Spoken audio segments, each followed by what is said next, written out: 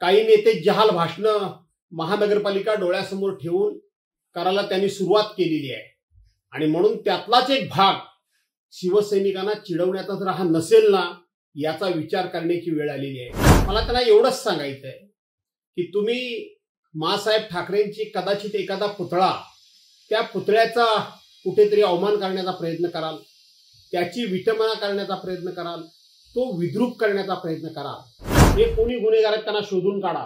कुठे गेले तुमचे सीसीटीव्ही कॅमेरे, कुठे गेली तुमची सगळी पोलीस यंत्रणा, कुठे गेली तुमची संरक्षण यंत्रणा, कुठे गेलं तुमचं पोलीस खातं? जाणीवपूर्वक तर हे सगळं केलं जात नाही ना, आणि ते जाणीवपूर्वक करत नसाल तर सत्य परिस्थिती महाराष्ट्राच्या समोर तात्काळ सरकारनं आणावी। स्वर्गीय मीनाताई ठाकरे यांच्या दादर येथील पुतळ्याची कुणीतरी अज्ञात अशा नालायक माणसानं विटंबना करण्याचा प्रयत्न केला। खरं सांगायला गेलं तर स्वर्गीय मीनाताई ठाकरे यांना उभा महाराष्ट्र मा म्हणून ओळखतात। मा म्हणजे आई। स्वर्गीय मीनाताई ठाकरे यांनी आपल्या संस्कारानं, आपल्या संस्कृतीनं, आपल्या मायेनं आणि त्याचबरोबर एका अनभिषिक्त अशा पद्धतीच्या नेत्याची पत्नी असून देखील किती सोज्वळ होत्या, सालस होत्या आणि त्याचबरोबर प्रत्येक गोष्टीवर मायेची फुंकर घालून त्यांनी शिवसैनिकांना आपल्या मुलाप्रमाणे जोपासलं होतं। आणि त्याचबरोबर या महाराष्ट्रामध्ये एक उत्तम गृहिणी, आदर्श पत्नी आणि आदर्श माता कशी असावी याचं सुद्धा आपल्या वागण्यानं, आपल्या बोलण्यानं, आपल्या संस्कारानं आणि त्याचबरोबर आपल्या अतिशय संयमित अशा प्रकारच्या कृतीनं त्यांनी उभ्या महाराष्ट्राला त्या ठिकाणी आपली ओळख मा म्हणून करून दिलेली आहे।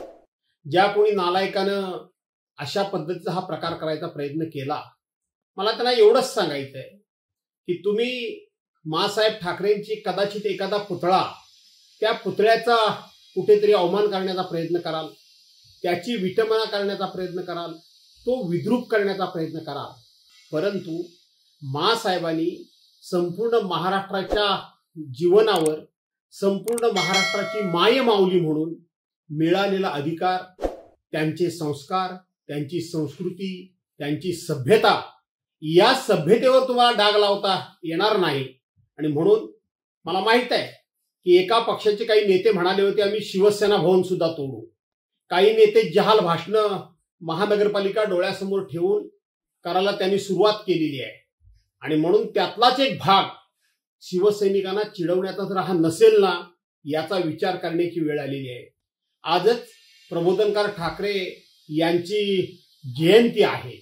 एक थोर समाज सुधारक, एक थोर अशा प्रकारचा स्त्री स्वातंत्र्याकरता चळवळ उभी करणारा अशा पद्धतीचा नेता, गोर गरीब जात पात याच्या पलीकडे जाऊन लोकांना साथ आणि सहकार्य करणारा नेता महाराष्ट्राच्या, मुंबईसह महाराष्ट्र, संयुक्त महाराष्ट्र झालाच पाहिजे या लढ्यामध्ये अग्रणी अशा पद्धतीचा सहभाग असलेल्या नेत्याची सुद्धा, म्हणजेच स्वर्गीय बाळासाहेब ठाकरेंच्या आजोबांची, म्हणजेच मीनाताई ठाकरे यांच्या सासऱ्यांची आज जयंती आहे आणि अशा वेळेला हा घृणास्पद प्रकार ज्यांनी कोणी केला त्यांचा मी निषेध करतो।